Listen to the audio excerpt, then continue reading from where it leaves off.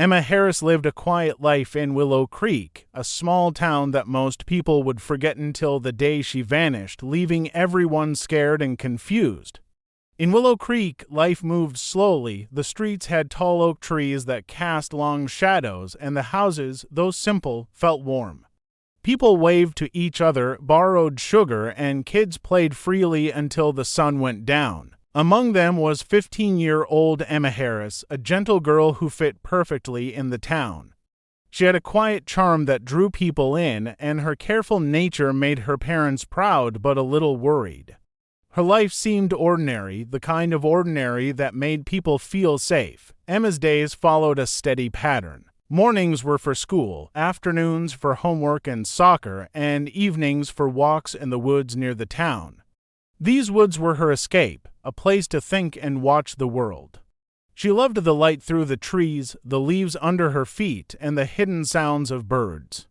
To others, it might seem boring, but Emma noticed small details, footprints, bird nests, or anything out of place. Her careful eye made life richer, but also made her notice little signs of danger.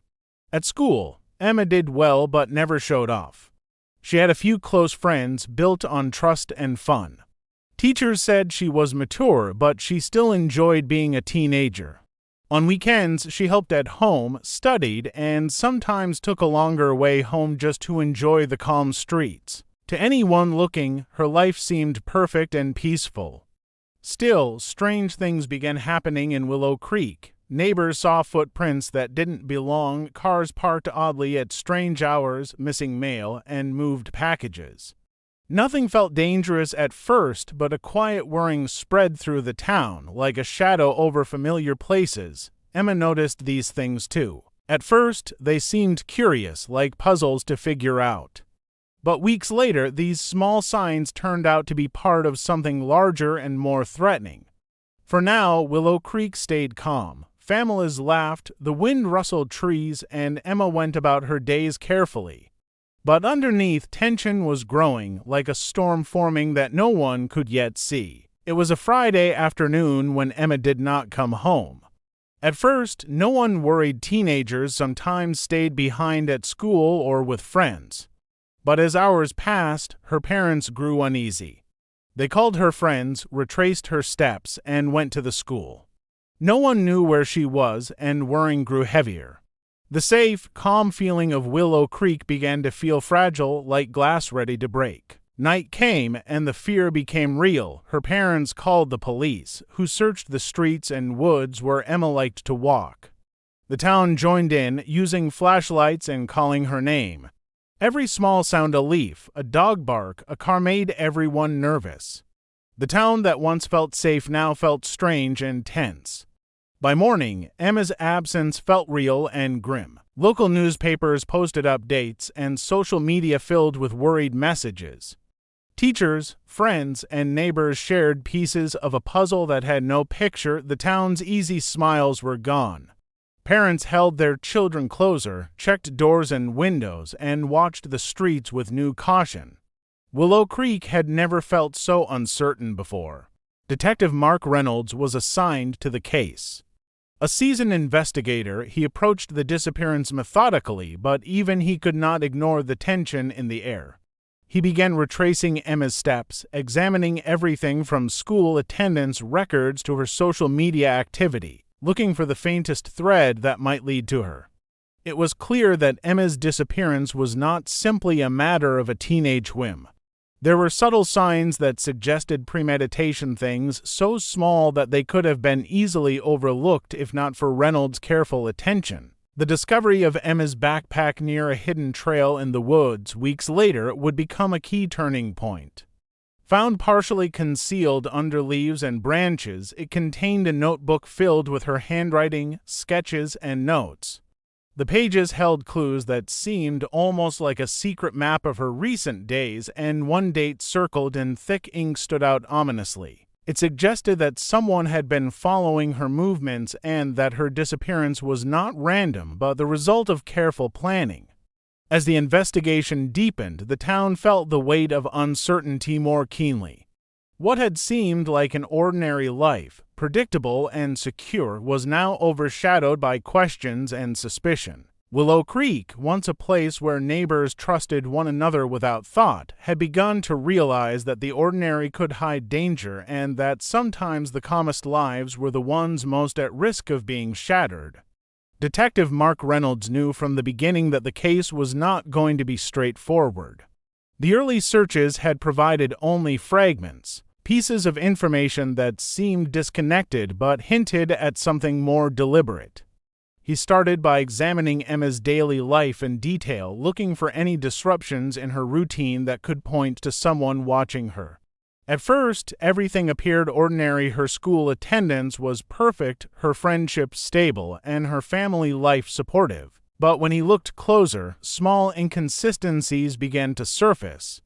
Security footage from a corner store showed Emma walking home the day she disappeared, but something about the background caught Reynolds' eye. A dark-colored car appeared in more than one frame, always just far enough behind to seem casual, but always present. It was the kind of detail that most would overlook, but for an investigator, it suggested persistence. The car's license plate was too blurry to identify, yet its repeated presence raised questions that could not be ignored. He turned his attention to Emma's phone records and social media accounts. At first, nothing seemed unusual. She messaged friends about schoolwork and soccer practice, the kinds of things any teenager would discuss. But buried between these messages were a handful of unfamiliar contacts. They weren't close friends, and the conversations were vague, as though someone had been trying to test boundaries without drawing attention. One particular exchange stood out, a short message chain about the woods where Emma often walked. The comments were casual, almost playful, but Reynolds recognized the careful probing of someone trying to learn her patterns. The most disturbing clue came from the notebook found in her backpack. The sketches of faces were crude but unsettling. They did not match any of her friends or family, and no one could identify them with certainty. Alongside the drawings were scattered phrases, short lines that read more like fragments of thought than anything else. One page held a date circled in thick pen, and Reynolds could not shake the feeling that it represented something significant. Whether Emma had written it as a warning, a memory, or a sign of awareness was unclear, but it pointed toward a level of intent that transformed the investigation entirely. The woods became the focus of the search. Officers combed through hidden trails, examined abandoned cabins, and looked for any evidence of movement. They found signs that someone had been there recently, discarded food wrappers, footprints leading off paths, and traces of fabric caught on branches. While none of it directly connected to Emma, the presence of these details confirmed that someone had been spending time in the same places she favored. As the days passed, the town's anxiety deepened. Rumors spread quickly, each one more unsettling than the last. Some insisted Emma had been taken by a stranger passing through, while others believed the truth lay uncomfortably close to home. Reynolds, careful not to feed speculation, kept his focus on the evidence. The investigation was starting to take shape, revealing a pattern that was not random but orchestrated. Someone had been watching Emma, learning her habits, and waiting for the right moment. The question that lingered was who in Willow Creek, a place so small and tightly woven, could have been hiding such an obsession in plain sight. The turning point came when the investigation narrowed in on someone no one had initially suspected. It was not a stranger passing through town, nor an outsider with no ties to Willow Creek. The suspect lived within the rhythm of the community, seen daily yet never closely examined. The discovery sent waves of disbelief through the town, because the person had always blended seamlessly into the background of everyday life. Detective Reynolds followed the trail of evidence carefully. A tip from a neighbor led him to review surveillance footage from the local library where Emma often studied after school. There, just beyond the shelves, a familiar figure appeared again and again. The suspect was present on multiple days, never interacting directly with Emma, but always nearby, always watching. It was the same individual whose car had been noticed on the corner store footage, the same person who now seemed to appear wherever Emma had been. A warrant to search the suspect's home uncovered the truth that everyone had feared. Inside was a chilling collection of items connected to Emma, photographs taken without her knowledge, scraps of paper with her name written over and over, and even belongings that had gone missing from her room. Most unsettling of all was a carefully organized journal filled with entries that revealed a growing fixation. Each page documented her movements, her habits, and even the times she seemed most vulnerable. The precision was disturbing, the handwriting neat and steady, as if the author had believed this obsession was a project to be perfected rather than a crime in progress. The shock of the discovery rippled outward. People who had spoken casually to the suspect at grocery stores or waved to them on the street struggled to reconcile the friendly face they thought they knew with the hidden reality that had been uncovered. It was not only the crime that unsettled the town, but the betrayal of trust, the revelation that danger had been growing quietly within their own community while they carried on with ordinary routines. Reynolds pieced together the sequence of events with a grim clarity. Emma had not simply vanished, she had been targeted. The suspect had learned her paths through the woods, the times she walked alone, the places she felt most at ease. The disappearance was the culmination of weeks, perhaps months, of deliberate planning.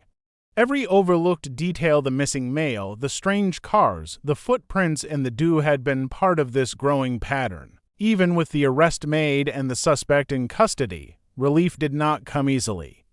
Parents in Willow Creek began questioning how well they truly knew the people living beside them. Long-standing bonds of trust felt thinner, and small acts of kindness now carried undercurrents of suspicion.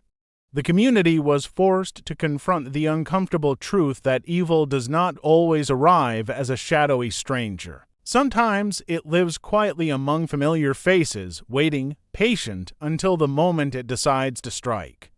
For Emma's family, the revelations were overwhelming. The idea that someone she had known, someone she might have passed countless times without concern, had been weaving this secret web around her was almost too much to process. What had seemed like a peaceful, ordinary existence had been infiltrated from within, and the truth was more unsettling than anyone could have imagined. Willow Creek, once defined by its quiet life, now found itself scarred by the knowledge that danger had been hidden in plain sight all along. Emma's return to Willow Creek was met with a mixture of relief, disbelief, and careful hope she had been found alive. But the ordeal left marks that were invisible to the eye, deep and lingering in ways that could not be measured by time alone. Her parents enveloped her with love and protection, grateful for her safety but keenly aware that their daughter had faced something that would change her forever. The town, too, struggled to come to terms with what had happened. The ordinary streets and familiar faces now carried the weight of memory, a reminder that even the quietest places could harbor danger. Recovery was slow and uneven. At first, Emma retreated into herself, hesitant to speak, hesitant to leave the safety of her home. She avoided the woods where she had once found comfort, the paths that had been familiar now tinged with fear. Therapy sessions, counseling, and the steady support of her family helped her process the trauma in small steps. Each day brought incremental progress, smiles that lingered a little longer, walks that extended a few more blocks, conversations that no longer carry the edge of hesitation. Her resilience became a quiet force, a testament to the strength that had carried her through the darkest moments. The town of Willow Creek, meanwhile, began to rebuild its sense of community. Neighbors, once shaken by the revelation that someone among them had been hiding dangerous intentions, worked to restore trust through openness and vigilance. Meetings were held to discuss safety, schools reviewed their protocols, and families paid closer attention to the routines of their children. The sense of vulnerability that had permeated the town gradually shifted into awareness and precaution, a collective effort to ensure that nothing like Emma's ordeal could happen again. Emma herself became a symbol of endurance, her presence in the town, her willingness to return to her routines, and her quiet determination to reclaim her life inspired others. People admired not only her courage but also the way she navigated each day with care, slowly rebuilding the confidence that had been fractured. Her story sparked conversations about vigilance, empathy, and the importance of noticing the small details that can signal danger. It reminded the community that even in ordinary lives, awareness can be a form of protection and that courage is often shown in the quiet acts of perseverance that follow trauma. Over time, the fear that had once gripped Willow Creek began to soften, replaced by cautious optimism. Emma returned to school, to soccer practice, and to walks that were shorter at first but gradually longer. She formed bonds with friends who supported her without judgment, and her family created a space that allowed her to regain control over her life. The town, too, found balance between caution and normalcy, learning that vigilance did not mean fear and that safety could coexist with trust when coupled with awareness. Emma's life was no longer the same, but it was hers to reclaim. The experience had changed her perspective, deepened her resilience, and reminded everyone around her that even the most ordinary life can face extraordinary challenges. Willow Creek learned that quiet strength can emerge from the shadows, that survival is not only about escaping danger but also about finding the courage to continue, and that hope, once nearly lost, can be nurtured back into something enduring. Her story, harrowing yet ultimately one of resilience, left an indelible mark on the town, a reminder that even when darkness intrudes, light can persist.